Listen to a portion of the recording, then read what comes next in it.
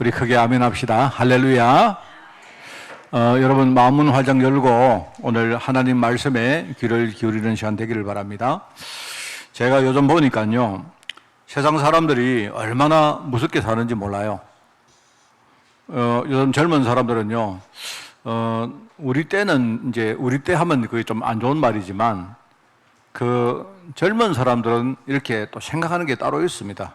그런데 지금은요, 미래가 굉장히 투명하지 못하고 하니까 사람들이요, 하여튼 뭘 하나 해도 어떻게 우리가 돈을 모을 것인가, 어떻게 내가 살아갈 것인가, 어떻게 집을 장만할 것인가, 어떻게 내가 앞으로 결혼을 할 것인가. 예컨대 전부 다 일종의 무슨 싸움하듯이 그렇게 사는 것 같아요. 여러분 정말 그걸 보면서 제가 야, 사람들이 참 무섭게 사는구나 그 생각을 하는데요, 그런 눈을 가지고 또 성도들을 보면요, 또 성도들은 완전히 반대입니다.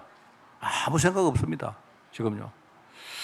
근데 여러분 정말 우리가 세상을 여러분이 참고해야 됩니다. 여러분이 무시하면 안 돼요. 절대로 무시하지 마시고. 근데 왜 세상은 그렇게 열심히 사는데도 불구하고 하나님은 그 세상에 대해서 부정적인 말을 하고 있느냐, 그걸 여러분이 정말 아셔야 됩니다. 제가 늘 말합니다만 저는요, 제가 어느 날 진짜 내가 복음을 깨닫게 된 게 너무 저는 감사합니다.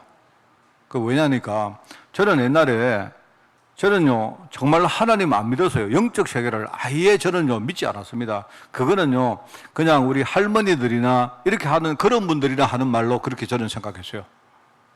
했는데 제가 열심히 이렇게 열심히 산다지만 하여튼 뭘 해보니까 하여튼 내가 볼 때 그렇더라고요. 내가 볼 때 교회 다니는 성도들은 전부 다 뭡니까? 하나님 믿는다 하면서 전부 다 뭘 열심히 안 해요. 그러다 보니까 우리 성도들이 경제도 다 놓치고 진짜 중요한 현장도 다 놓치고 삽니다. 세상을 보니까 또 세상 사람들은 열심히 사는데 내가 살아보니까 또 거기도 뭔가 한계가 있습니다. 왜 그럴까요? 그럼 답이 뭘까요? 저는 알았습니다. 저는요, 열심히 사는 세상은 결국 장래에 망할 수밖에 없는 운명이 있어서 그래요, 운명. 말하자면 그런 어떤 운명 가운데 살고 있기 때문에 거기서 빠져나오지 않으면요, 그 안에서 아무리 열심히 살아도, 그죠? 그 한계가 있는 겁니다. 그래서 하나님은 우리에게 열심히 살지 마라 이 뜻이 아니고요, 거기서 먼저 나오라는 겁니다. 정말로 예수 그리스도 이름으로 네가 하나님 자녀가 되라는 겁니다. 하나님 자녀가 된 이후에 네가 하나님 주시는 힘 가지고 열심히 살아라는 겁니다. 저는 아주 단순한 말 아닙니까? 그런데 이걸 어느 날 내가 가슴으로 깨달았습니다. 만약에 제가요 그걸 몰랐다면 제가 실패한 이후에 계속 사람 원망하고 환경 탓하고 내 자신 자책하고 저는 그렇게 시간을 다 보냈을 겁니다. 저는 진짜 내가 복음을 깨달은 이후에 저는요 사람 원망해 본 적 없습니다. 저는요 내게 어려움 준 그 사람에게 대해서 저는 관심을 껐습니다. 과거에 내 인생 어떤 내 환경이 어때든지 그거 상관없습니다. 저는 그때부터 한 가지 내가 진짜 복음 속으로 들어갈 수 있느냐 없느냐, 내가 신분이 하나님 자녀가 됐지만 아직도 여전히 옛날 과거에 내가 그 속에 살 때의 많은 영적인 것들이요 내 안에 남아있는 겁니다. 이걸 제거하기 위해서 제가 무섭게 싸웠습니다. 제가 그런 마음만 먹어도 하나님이요 그 할 수 있도록 제게 은혜를 주시고 힘을 주시는데 돌아보니까 어떻게 내가 그 길을 왔는지 몰라요. 그런데 그 길을 걸어왔는데 저는 지금은 내가 정말 가슴에 손을 얹고 내가 정말 거기서 빠져나왔구나, 내 인생의 흐름이 바뀌었구나, 옛날에 과거에 열심히 기도하는 분들, 열심히 신앙생활하는 분들을 내가 비웃고 내가 손가락질하고 그거는 우리 할머니들이나 하는 짓이다 이렇게 내가 좀 폄하했던 그게요, 내가 어느 날 내가 그 속에 들어가 있는 거예요. 정말 저는요 그게 너무너무 감사하고 너무 다행스럽고, 그죠? 만약에 내가 그 복음을 못 깨닫고 내가 열심히 했다면 어떻게 되었을까? 저는 지금도 너무 이렇게 가슴이요 내가 이렇게 그렇습니다. 지금 우리 9월 달에 메시지 여러분들 기억하시죠? 저희들이 왜 이렇게 설교를 하는가 하면 제가 설교를 해보니까 성도들이 잘 이해를 못합니다. 그리고 시간 지나니까 기억을 잘 못해요. 그래서 제가 주제를 정하고, 그죠? 이번 달에 무엇을 설교하는가 여러분이 그것만 아시고, 또 주일마다 제목이 뭔가 그것만 여러분 알고 계시면 됩니다. 그죠? 그 중요한 중요한 짧은 주제만 알고 계시면 돼요. 예수님이 친히 공생애에서 가르친 신앙생활이 뭐냐? 제일 먼저 우리 신분이 뭔가를 알아라는 겁니다. 그래서 제가 4가지를 이야기했죠. 4가지로 왜 이야기하느냐? 9월달이 4주간이기 때문에 제가 4가지로 말하는 거다. 그렇게 말했습니다. 그래서 우리가 언약 백성이요, 하나님은 우리가 기도하기를 원하는 기도자요, 오늘은 뭡니까? 우리가 영적으로 싸우기를 원하는, 하나님은 우리가 싸우기를 원합니다. 싸워야 되죠. 그죠? 그래서 우리를 영적 군사라고 말합니다. 그리고 다음 주간에는 사람 살릴 전도자에 대한 메시지를 하겠습니다. 우리가 그런 신분입니다.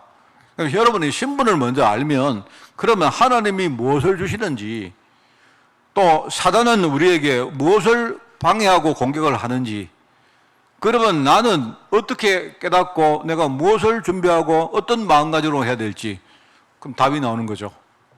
여러분에게 열심히 뭘 하십시오, 그렇게 말할 필요가 없습니다. 여러분이 계속 말입니다. 여러분이 사람 원망하고 세상을 말하면 불평하고 여러분이 그렇게 자기 자신 자책하고 이렇게 살면요, 우리 인생은 완전히 실패합니다. 여러분, 정말입니다. 우리는 하나님 자녀이기 때문에 믿음으로 살지 않으면 하나님 자녀는 제대로 못 살도록 그렇게 원칙이 그렇게 되어 있습니다. 여러분, 이스라엘 백성들이 하나님 백성인데 하나님을 믿고 살아야 되는데 이 사람들이 하나님만 믿고 다른 거 믿다가 망한 거 아닙니까? 여러분, 그래서 그냥 여러분이 억지로 열심히 하려고 하지 마시고, 그게 아니고 당연히 그렇구나, 내가 누구구나, 내가 이런 사람이구나, 하나님이 내게 이런 걸 주셨구나, 그럼 사단이 이렇게 날 공격하겠지, 그러면 나는 이렇게 대항하고 이렇게 살아야 되겠구나, 여러분이 그렇게 답을 내리면 되는 겁니다. 그게 예수님이 가르치신 신앙생활입니다. 그게 오늘 말씀입니다.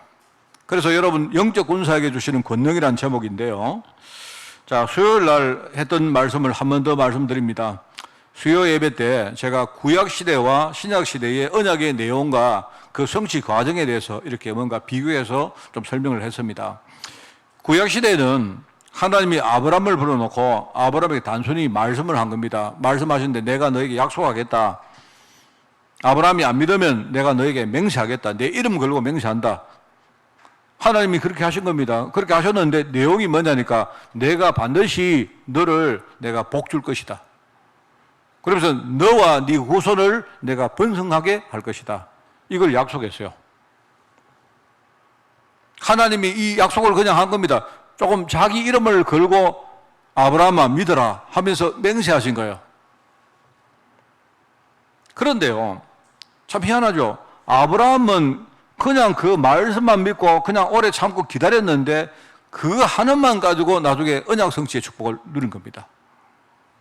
하나님이 아브라함아 내가 너를 복주고 복주며 번성케 하고 번성케 할 것이다 했는데요, 보세요. 나중에 아브라함이 최고의 축복을 받았던 이 언약의 정인이 되었고, 나중에 아브라함이 믿음의 조상이 되어서, 그죠?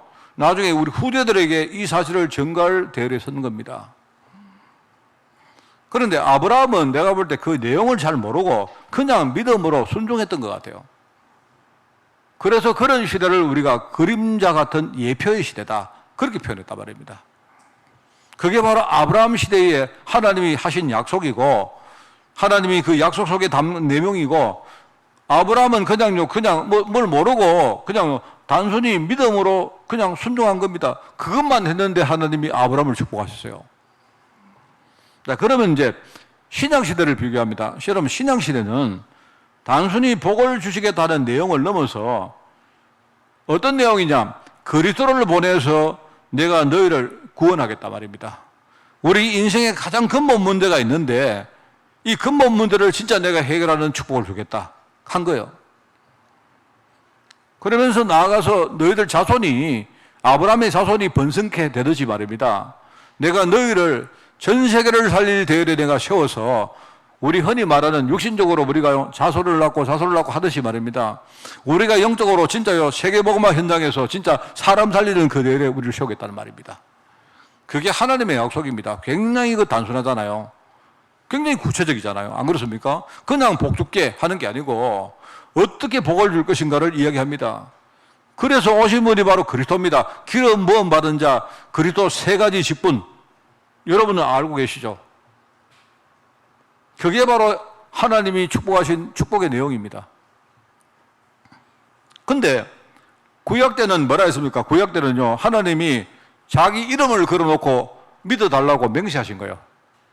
왜냐니까 이 땅에 우리가 약속을 하고 맹세할 때요, 뭔가 큰 거를 겁니다. 그렇잖아요? 내 이름을 걸는지, 우리 아버지 이름을 걸는지, 내 인생에 가장 중요한 걸 걸어놓고 약속을 합니다. 그렇잖아요? 안 그렇습니까?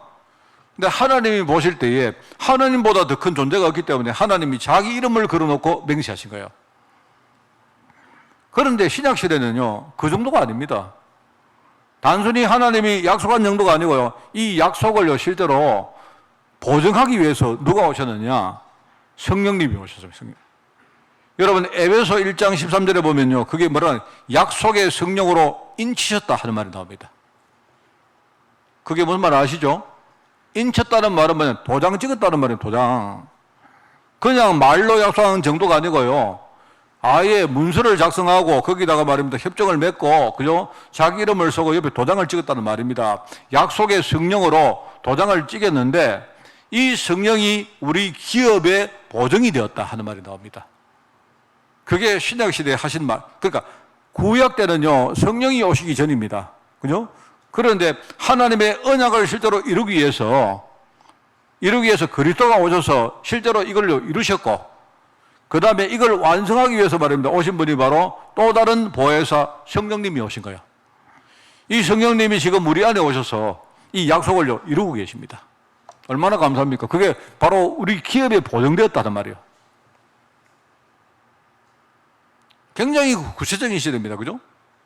그러면서 단순히 아브라함처럼 믿어라, 믿고 기다리라, 이 정도가 아니고 뭐라고 하십니까? 우리 안에 분명한 근거를 가지고 너희들 5가지 확신 가운데 거라.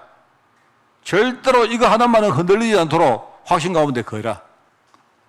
그게 바로 신약시대입니다. 여러분, 이 이야기를 왜 합니까? 그걸 가지고 그림자 시대이다, 구약은 그림자 시대다, 신약을 실체 시대다, 그렇게 말합니다. 그죠?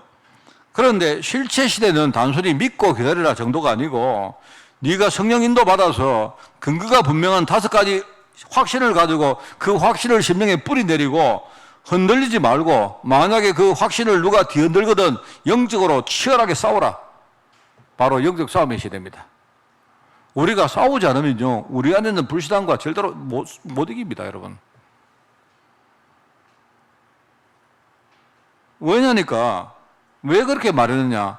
구약 시대하고는 비교가 안 될 영적 싸움이 기다리고 있기 때문에 그래요. 여러분, 구약 시대하고는 완전 지금 시대는 비교가 안 됩니다.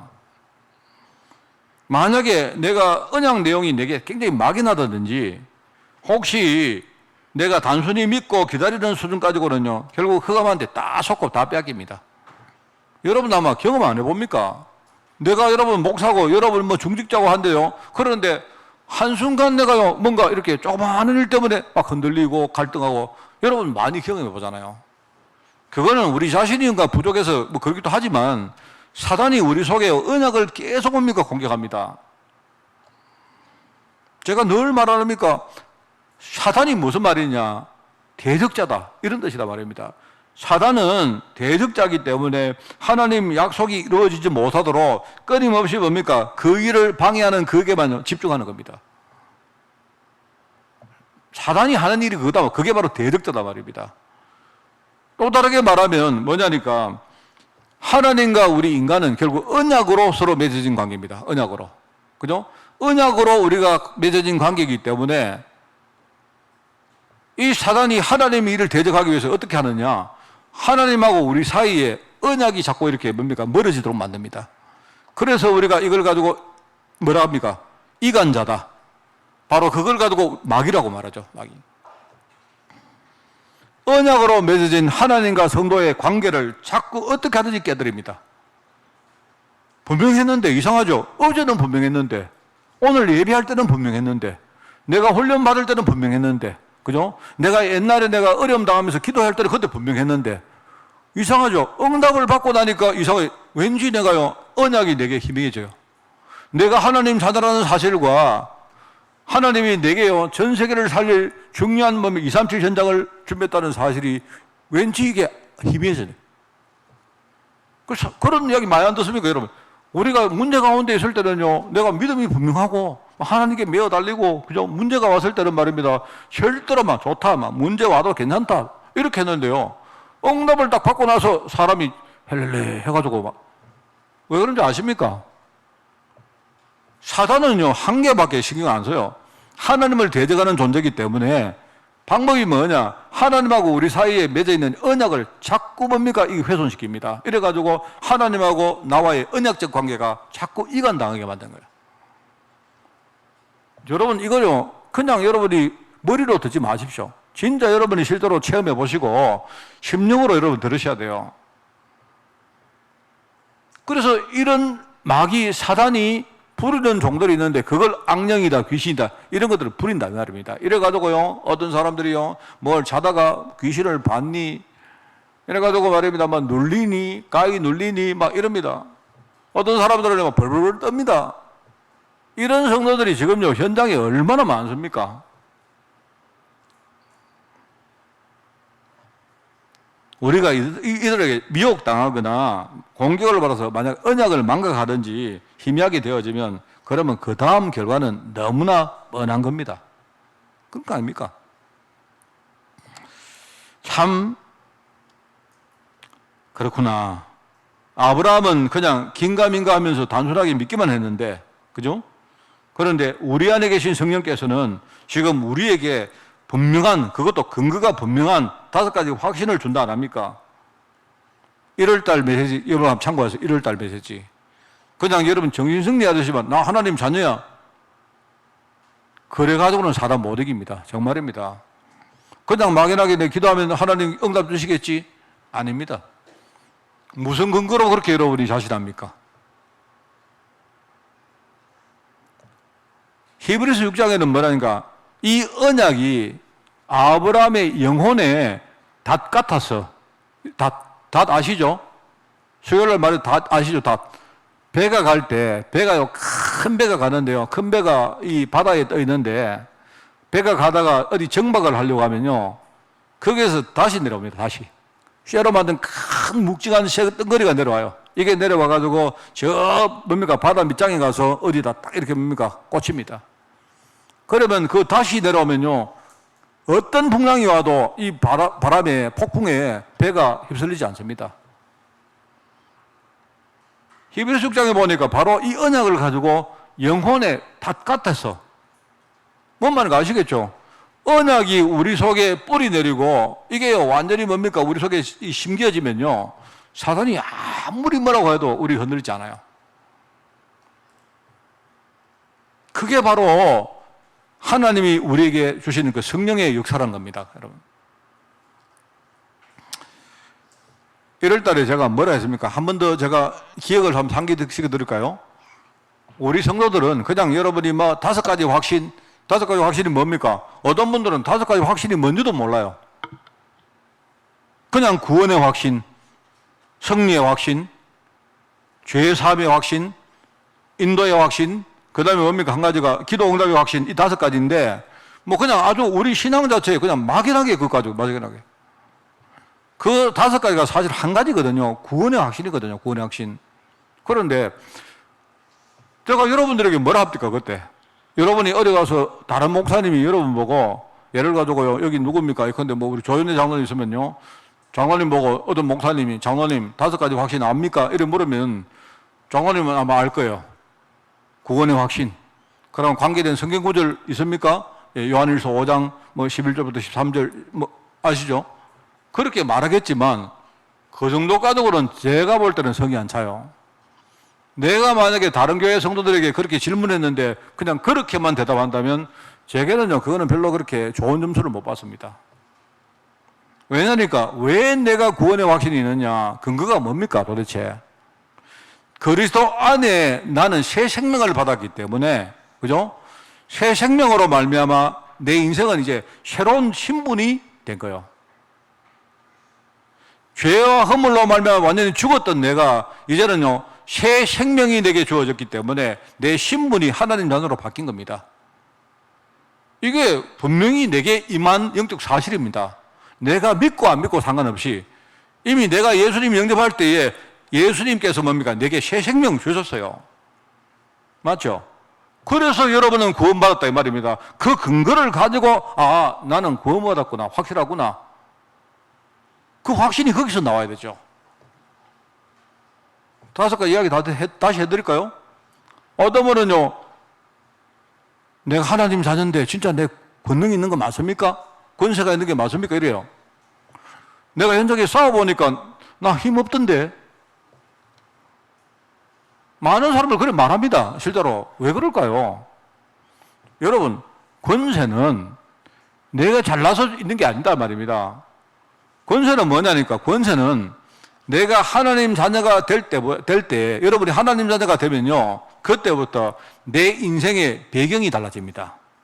과거에는 뭡니까? 과거에는 우리 인생이 지옥 권세의 배경 앞에, 지옥 배경이라, 지옥 배경. 여러분이 아무리 날 세고, 여러분이 막 별짓을 다 해도 지옥이라는 배경을 여러분 벗어날 수가 없어요. 그런데 내가 하나님 자녀가 되면요, 내 배경이 그때부터 뭡니까? 하나님 나라 배경으로 바뀌어버립니다. 여러분이 믿고 안 믿고 상관없이 이거는요, 분명히 그렇게 돼요. 그러면 하나님 나라에서 내게 임하는 것이 그게 바로 권세입니다. 우리 흔히 말하는 지금 보좌의 권능이란 말이 하늘 보좌의 권능이 내 현장에 임하는 거예요. 그러면, 그렇구나. 그러면 나는 부족하지만 바로 그 하늘 보좌의 권능을 가지고 내가 싸우면 내가 승리할 수 있구나.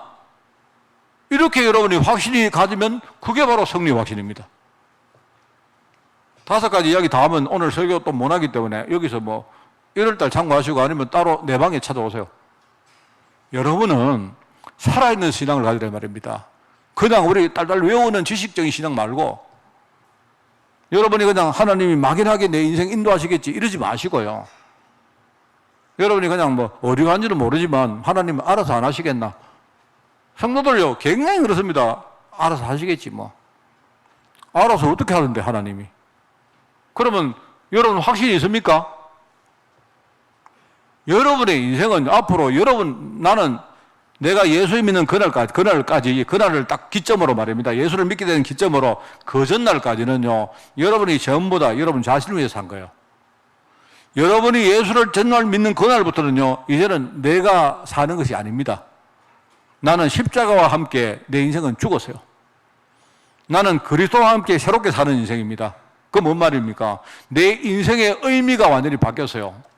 여러분은 이제는요, 여러분 자신을 배불리는 인생이 아니고, 여러분요, 하나님께 영돌리고 사람을 살리는 인생으로 사는 거예요.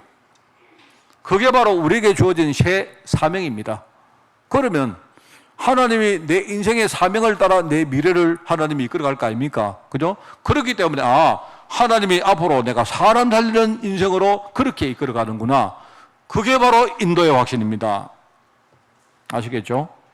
그렇게 여러분이 확신을 가지시란 말입니다. 그래야 영적 싸움에 이길 수가 있어요. 제가 옛날에 이야기했죠.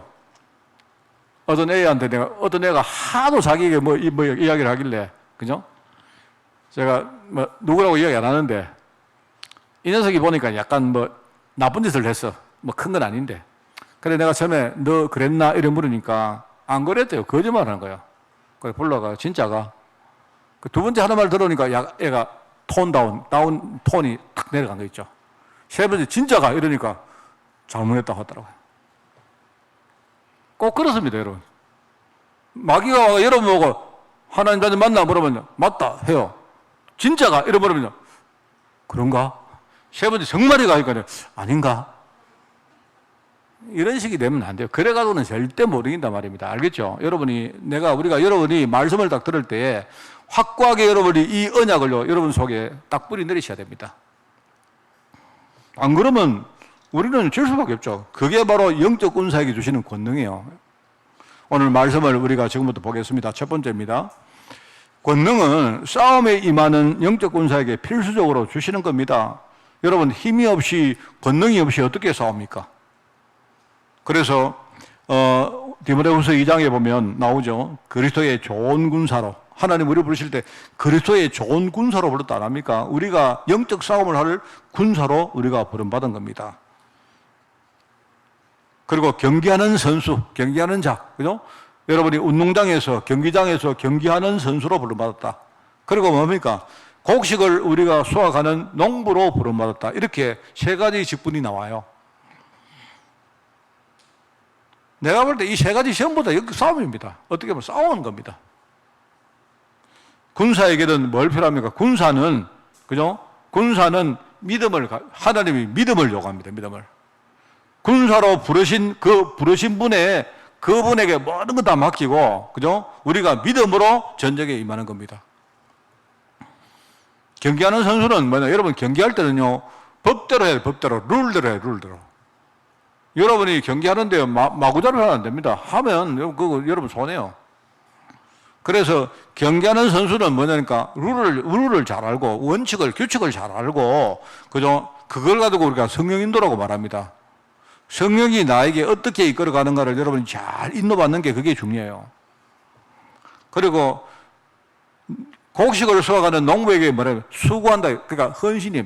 우리가 정말로 내가 하나님 앞에 내가 수고하고 헌신하는 이런 것들을 하나님이 요구하셨어요. 그게 바로 영적 싸움에 임하는 군사에게 주시는 필수적으로 준 겁니다. 여러분, 권능이라는 게 특별한 거 아닙니다. 하나님이 하시기 때문에. 여러분, 성경이 안 나옵니까? 하나님이 미스바에 모여서 이스라엘 백성들이 하나님을 바라볼 때에 블레셋이 쳐들어왔는데 그 시간에 뭐 합니까? 그 시간에 뭐 하죠? 하나님이 대신 싸우시잖아요. 우리가 믿음 가지고 여러분이 성령 인도 받았고요. 여러분이 조금만 여러분이 중심으로 헌신하면요. 그럼 하나님이 우리 앞에 모든 길들을 다 열어가십니다. 이게 막연한 이야기 아닙니다. 자, 그러면 오늘 메시지는 끝입니다. 딱 끝인데 몇 가지만 여러분이 참고하고 알면 되죠. 영적 싸움에 임할 때에 그러면 사단이, 흑암이 어떤 통로를 주로 공격하는 것인가? 이걸 우리가 알고 대비하는 게 참 좋겠죠. 그죠? 뭘 사단이 건드릴까? 오늘 마태복음 17장에 보면 주님이 변화산에 이렇게 내려와서 하신 사역을 한번 여러분 보시기 바랍니다. 변화산에 올라가는 거 지난주에 설교했죠. 왜냐니까요. 베드로가 주는 그리스도시요 살아계신 하나님의 아들이라 이 고백을 했는데 문제는 이 고백이 베드로 속에서 나온 게 아닙니다. 아니기 때문에 예수님이 베드로를 데리고 변화산에 올라가신 겁니다. 올라가가지고 베드로 안에 있는요 모세 같은 부분, 엘리야 같은 부분을 전부 다 제거를 해버린 겁니다. 이걸 다 제거시키고 베드로야 그리스도만 바라봐라. 그리스도 한 분에게만 집중해라. 그리스도 하나에 완전히 네 인생이 다 올려라. 그렇게 말씀했단 말입니다. 그게 지난 주간의 설교입니다. 그죠? 자, 근데 오늘 이제 마태복음 17장에 변화산에 내려왔는데 내려오니까 이제 그 어떤 그 부모가 찾아와가지고 자기 아들이 자기 자녀가 귀신 들렸다고 귀신 들린 아이를 고쳐달라고 그렇게 부탁하는 내용이 나옵니다. 그렇게 나오는데 예수님이 뭐라 하느냐. 이게 뭔 말인가 아시죠? 약간 느낌 이런 겁니다. 예수님이 믿음을 강조하셨는데 좀 제발 좀 믿어라. 이런 이야기입니다. 약간 느낌이 그런 겁니다. 믿음을 가져라. 이렇게 하는 것보다도 예수님이 좀 약간 좀 이상한 말인가 몰라도 좀 귀찮다는 식으로 말입니다. 너희들이 믿음 가지고 하면 되는 거 당연히 되는 건데 그런데 뭘 이렇게 새삼스럽게 이렇게 내까지 와서 하느냐 이런 이야기입니다. 그러니까 사람들이 전부 다 뭐가 관심이 있는가 하니까 사람들이 전부 다요 뭐 우리 아이가 지금 병 걸렸는데 우리 애를 어떻게 고칠 건가. 또 그 뒤에 가보면 나오지 않습니까? 가버나움에 갔는데 예컨대 성전세를 탁 거두러 온 겁니다. 세리가 성전세를 받으러 온 겁니다. 성전세는 뭐냐니까 1년에 이스라엘 모든 남자가 반 세켈씩 내야 돼요. 그래 갔는데 이제 어떤 그 쉐리가 와가지고 베드로한테 뭐라 하는 거야? 당신 선생이 성전세를 안 내느냐? 이렇게 이제 말한 겁니다. 그 베드로가 할 말이 없기 때문에 내겠다 이렇게 말하고 와서 이제 예수님께 말한 거예요. 그 예수님이 그 이야기를 듣고 이제 하시는 말입니다. 하시는 말. 베드로 머릿속에는 야 성전세 이거를 꼭 내야 되나 말아야 되나 뭐 이런 생각을 했겠죠, 그죠? 근데 예수님은 너무 내가 볼 때 예수님 보실 때 너무 짜증스러운 거예요, 이게. 그게 무슨 말입니까? 성전의 주인이 누구시고 성전의 주인이 누굽니까? 예수님 아닙니까? 그 베드로에게 지금요 그 이야기를 하시는 거예요. 베드로야, 만약에 네가 우리가 어디 가서 그죠? 우리가 세금을 낸다, 관세를 내든지 국세를 낼다 할 때 그러면 그 관세나 국세를 누구한테 받는 거냐? 이렇게 묻단 말입니다. 아들한테 받는 거냐? 아니면 다른 사람한테 받는 거냐? 이걸 묻는 겁니다. 왜냐니까 성전이 있는데 성전의 주인이 바로 예수님이라는 사실을 베드로도 지금 모르고 있는 거예요. 이렇기 때문에 예수님이 지금요, 그거는 별로 중요한 게 아닙니다. 뭐 세금을 내고 안 내고 중요한 게 아니고 지금 진짜 본질을 모르고 있기 때문에 이제 예수님이 그 이야기를 하고 계신다 이 말입니다. 제가 말했습니다만 여러분 그 세금은 누구한테 거는 거죠? 지금 시대의 문제하고는 약간 다릅니다. 이게 관세라고 여기 나오는데 여러분이 지금식으로 보면 약간 내용이 반대입니다. 반대. 지금은 어떤 시대인지 아니까요. 지금은요 우리가 관세는 누구한테 받는 거죠? 관세는 우리나라 국내 우리 국민들에게 받는 게 관세입니다. 알겠습니까? 해외 사람들은 우리나라에 물건 가지고 와도 관세가 없습니다. 관세가 없습니다. 여기서 말하는 관세 이 말은 지금 관세하고 다른 이야기예요. 알겠습니까? 지금식으로 쉽게 말하면 이거는 일종의 이제 관세가 아니고 우리가 다른 데 갔을 때에 어디 뭐 통행세를 준다든지, 그죠? 우리가 다른 어떤 지방을 가가지고 지방에 뭔가를 사용할 때에 그 사용에 대한 뭔가 세금을 내놔야 될 거 아닙니까? 그러면 거기에 있는 사람들에게는 세금을 안 받잖아요. 안 그렇습니까? 그렇잖아요? 만약에 우리 교회 안에 들어오는데 우리 교회 만약에 화장실을요, 누가 사용하시면 여러분에게 무조건 1,000원씩 받는다고 칩시다. 그러면 우리 성도가 화장실을 쓸 때는 돈 받겠습니까? 안 받겠습니까? 안 받죠. 자기 집에 화장실을 쓰는데 누가 돈을 받습니까? 맞잖아요? 지나가는 사람이 아이고 급해하면서 돌아가지고 화장실을 쓰면요, 이 앞에 누가 기다리고 있다가 1,000원씩 내세요. 이렇게 받을 거 아닙니까? 왜냐니까 그 사람은 타인이기 때문에 안 그래요. 그죠? 그 말이잖아요. 그 말인데 예수님이 지금요 성전의 주인이 바로 예수님인데 그리고 예수님한테 와가지고 당신 성전세 내놔라 이렇게 말한단 말입니다. 이 말을 하는데 이제 아무도 지금요 모르고 있는 겁니다. 예수님이 성전의 주인인지를 모르고 있는 거예요. 왜냐니까 바로 고전에 어떤 일이 일어납니까? 예수님이 내가 앞으로 십자가에 죽을 거다. 그리고 3일 만에 내가 부활할 것이다. 이걸 말하는데도 사람들은요, 그 말이 뭔 말인지 알아듣지도 못하고 관심도 없고 맨날 뭡니까? 우리 아이 좀 고쳐주세요. 성전세 어떡할까요? 지금 이딴 관심을 가지고 있다 이 말입니다. 예수님이 얼마나 답답하니까 지금 이렇게 말씀하는 거예요. 뭔 말을 하겠습니까? 그러니까 어떤 사람이 자기 아가 고치더라고 오니까 약간요 믿어라. 이게 예수님 볼 때는 굳이 네가 믿음 가지고 기도하면 되는데 굳이 내한테 와서 이렇게 귀찮게 하느냐 약간 그런 식이란 말입니다. 사람들의 관심이 뭐냐? 사람들은 전부 다 관심이 전부 다 뭡니까? 질병을 고치는 문제, 무슨 돈 문제, 내 자신의 어떤 뭡니까? 아니 문제, 내 위치 문제, 맨날 지금요 사람들은요 이거 생각하고 정작 예수님께서 지금 오셔서 지금요 우리 인생의 근본 문제 해결하고 그죠? 지금 십자가 부활 사역을 시작하려고 찰나인데 거기에 대해서는 전부 다 관심 없다 이 말입니다. 그 마태복음 4장에 보면 나오지 않습니까? 거기 마귀가 예수님 시험한 거 있잖아요. 마귀가 예수님 3가지 시험하잖아요. 여러분 정말 여러분 이거 알고 외우고 계셔야 됩니다. 마귀는 뭐를 가지고 우리를 공격하느냐? 그 주통료가 뭐냐? 첫 번째는 우리가 무엇을 먹고 마시고 하느냐? 의식주 문제입니다. 항상 그렇습니다. 마귀가 예수님 보고 돌을 떡으로 만들어서 먹으라 하잖아요. 예수님이 속습니까? 그거는요, 예수님 문제가 아니고 앞으로 모든 인간들에게 의식주 문제를 가지고 내가 앞으로 공격하겠다, 시험하겠다는 말이거든요, 그게. 두 번째는 뭐냐니까 예수님 보고 높은 데 가서 뛰어내려랍니다. 높은 데 가서 뛰어내려합니다. 뛰어내려하는데 하는 말이 네가 뛰어내리면 하나님이 천사를 보내가지고 받아줄 거 아니냐. 여러분 그 뭔 말인지 알겠죠? 사람들은 전부 다 뭡니까? 앞으로 내가 어떻게 살 것인가? 앞으로 내가 늙으면 어떻게 할 것인가? 앞으로 나는 어떻게 살 것인가? 우리 아이들은 어떻게 할 것인가? 사람들은 전부 다 불안해합니다. 불안감이 문제입니다.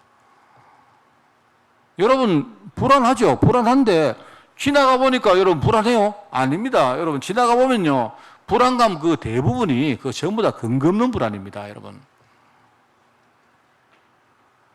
그리고 또 하나 뭡니까? 마귀가 뭐 하죠?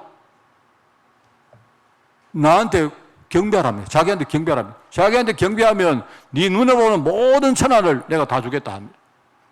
일종의 그게 말하자면 그게 자존감의 문제입니다. 이런 걸 가지고 마귀가 공격합니다.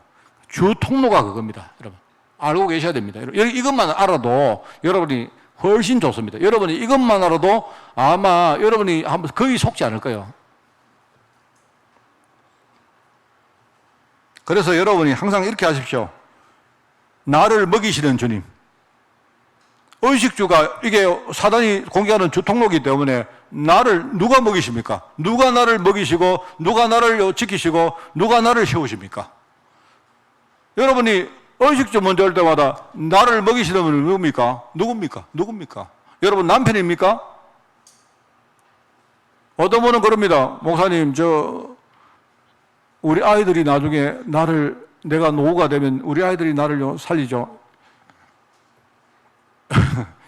요즘요, 자녀 리스크 하는 말 들어봤죠? 그게 왜 그런가 하니까요. 우리 옛날에 어른들은 전부 다 뭐냐니까요. 그냥요, 자기들이 내가 늙으면 우리 애들이 나를 뭡니까? 이렇게 공양해 줄 거야. 이렇게 생각하는 겁니다. 근데 시대가 바뀌었죠. 지금 시대가 바뀌어가지고 우리 애들이요, 지도 지금 못 먹고 살아.